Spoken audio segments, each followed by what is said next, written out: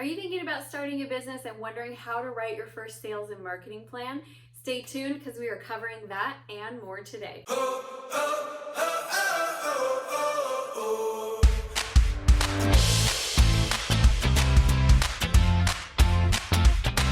Hi, I'm Amy Walker. I am a client acquisition specialist, and my job is to help you find the simplest ways to consistently find your ideal clients. This is the fourth video in our series. So we've been talking about how to launch a new business, how to get up and running. We've covered a lot of great things, but today is my favorite because we are talking about how to write your very first sales and marketing plan. I think going into business without a sales and marketing plan is kind of like skydiving without a parachute, and I strongly do not recommend it. So what we'll do in today's video is I'm going to go over what are the critical components to your marketing plan, and then what are the critical components to your sales plan. As we go through, I will be happy to give you some recommendations on tools that you can use, and I'll also share a little bit from my experience and working with my clients, what are the fastest things that you can do to get to six figures as quickly as possible, because that I feel like is the first benchmark that you're shooting for as a new business owner. So let's jump in and get started. If you have not subscribed to the channel yet, what are you waiting for? We release new content 3 times a week, so hit the subscribe button and then hit the bell notification so you can get notified every time new stuff comes out. The first part of your sales and marketing plan is going to be creating an ideal client profile. You need to know who your ideal client is, including their demographic information, which tells you things like how old they are, where they're located, what their education level is, what their household income is, what position they hold inside of their company. If you're business to business, the size of the company that you work with, how many employees they have, how many years they've been in business. It's all that demographic information. You also need their motivation and their hesitation. What are the things that motivate them? What are their goals? What are their objectives? What are they excited about? And then on the flip side of that, what are the problems that they're currently having? What are their fears? What are their concerns? What are the pain points?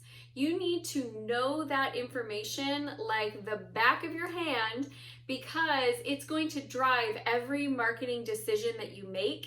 So start off with creating a really solid ideal client profile. Number 2 is finding out where your clients are already gathered. Who has already done the work of attracting these clients and bringing them together? Are there conferences that they all attend that you could be a vendor or a sponsor or a speaker at? Are there podcasts that they listen to that you could be a guest on? Are there businesses that are already marketing to them and selling to them that you could create affiliate relationships with? Are there Facebook groups and communities where they're gathered? I promise you, no matter who your client is, there's already some association, some group, some community, some event that already caters to them, and it will be so much faster to get you to 6 figures if you will point your marketing arrow at the places they're already gathered versus trying to find them all over the place. Like, oh, here's one, let me collect you. Oh, here's another, let me collect you. It takes so much longer. So if you want to get to 6 figures fast, being able to partner and align where they already are is one of the fastest ways to increase your results. Third thing is your visibility strategies. So how will you get in front of these clients? Are you going to offer a free thing that's of value to them? Are you going to create content and educate them? Are you going to be a vendor at the organization? Are you going to do a joint venture webinar with someone else that already has attracted them? You need to figure out what's that strategy so that people will see you and know what you're doing. And here's the hint. Get in front of as many people as possible. Visibility is huge when it comes to increasing how fast you can grow. If you've got 1s and 2s and 3s and 4s that you're getting in front of, that is not going to cut it. You want to be in front of lots and lots of people all at the same time. So figure out that visibility strategy. The fourth thing is figuring out how you are going to capture the leads.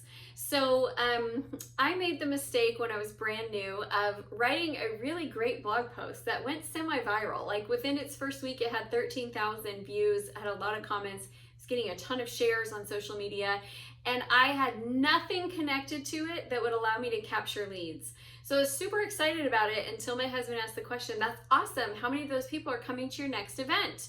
And it was like, oh, probably 0, because I didn't capture their information. I didn't make it so that there was a way for me to follow up or continue the conversation or even issue the invitation. There was nothing there.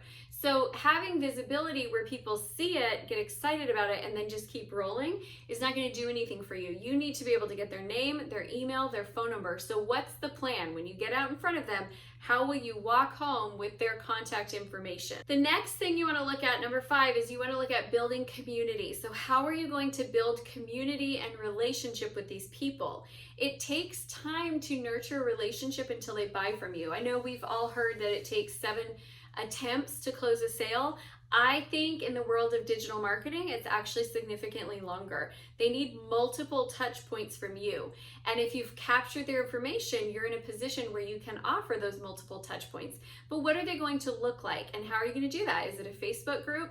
Is it that you're going to do email marketing? Are you going to release new videos each week? What is the game plan to be able to nurture that relationship and build your community? Because people that buy tend to come from your community. It's a lot more common to have someone buy from you who's been nurtured and in your pool for a few months than it is to have somebody just meet you, find you online, and sign up today. Okay, so those are the things that you need for marketing. Let's talk about sales. The very first thing that you need in sales is you need a sales goal.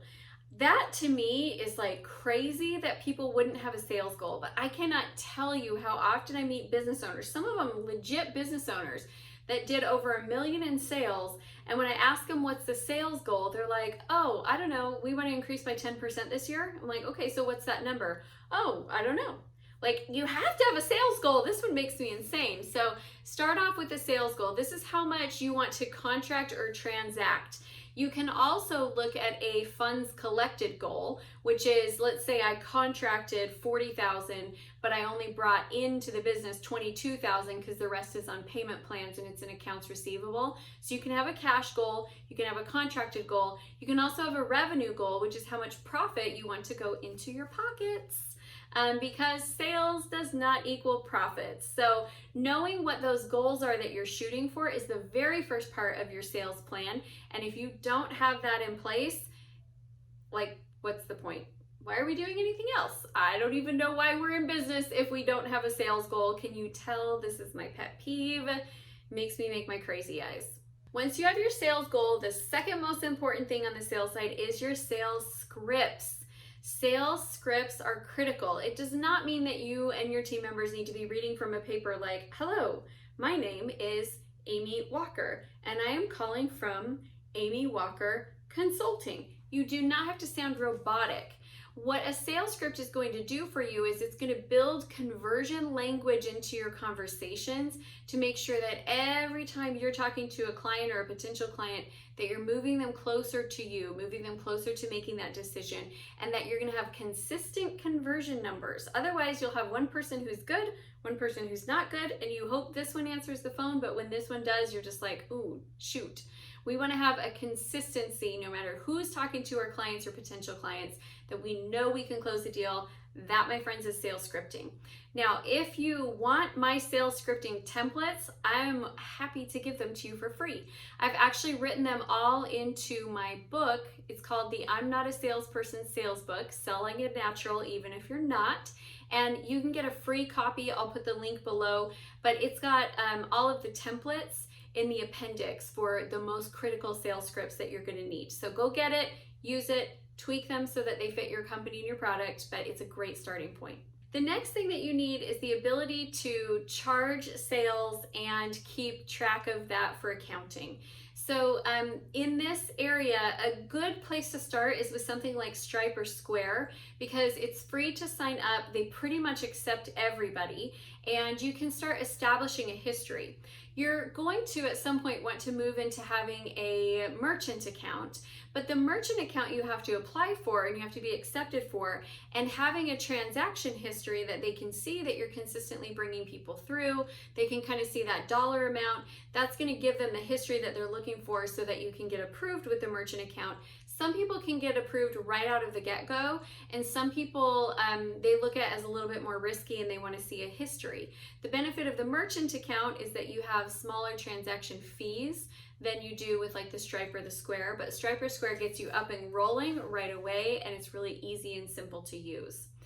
And as for accounting, you really need to be in QuickBooks. There's nothing better, and it just is that foundational piece that you need to run your business finance off of, and you have to run your business finances. Don't let that get messy, because there's so many businesses who go out of business just because they were bad at their accounting. The next thing you need is sales tracking. Now, this is not just tracking how many sales came in. This is tracking how many leads you have and how your leads are progressing through what we call the pipeline. The pipeline is the different phases that they go through on their customer journey. So they come in as a new lead, and then in my system, we move them into contacting, which means that we're proactively trying to get a hold of them. And then when they schedule an appointment, they move into scheduled. And then from there, they're either going to move into lost, which means they said no, or on hold, which means not now, or they're going to move into pending, which means that they've said yes, but we haven't closed them yet, or they're going to move into closed. So those are the different phases of my pipeline. We need to be able to track where people are at in that journey and know how we're performing. Because as we see people moving from one stage to the next, it's showing us where we're doing well, and it's showing us where we're messing up and losing people. That pipeline is so important to make sure you don't have people like falling through your cracks. So I told you I would tell you some resources and tools that you could use as well. Your CRM, if you have one, may have a sales pipeline in it.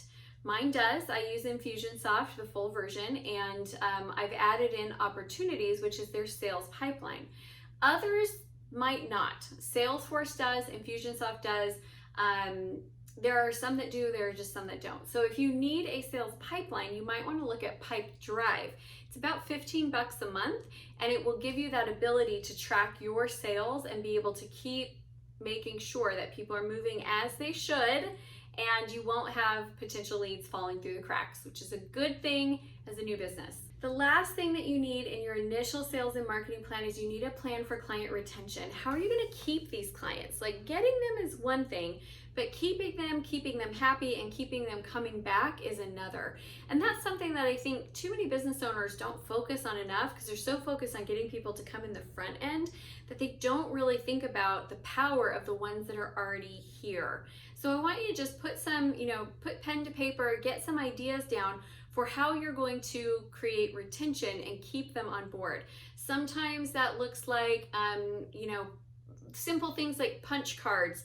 For every 10 smoothies you buy, you get one for free. Sometimes that's loyalty rewards programs. Sometimes that's email marketing. Sometimes that's having a customer appreciation week. You can be very creative when it comes to this, but I will tell you, it costs a lot more to get a new client than it does to just keep a good client. So put your energy and intention there. All right, my friends, I hope that you have enjoyed this series. If you've missed any of the first 3 videos, make sure you go back and watch them, because I feel like this is all really important information as you're getting your business up and running.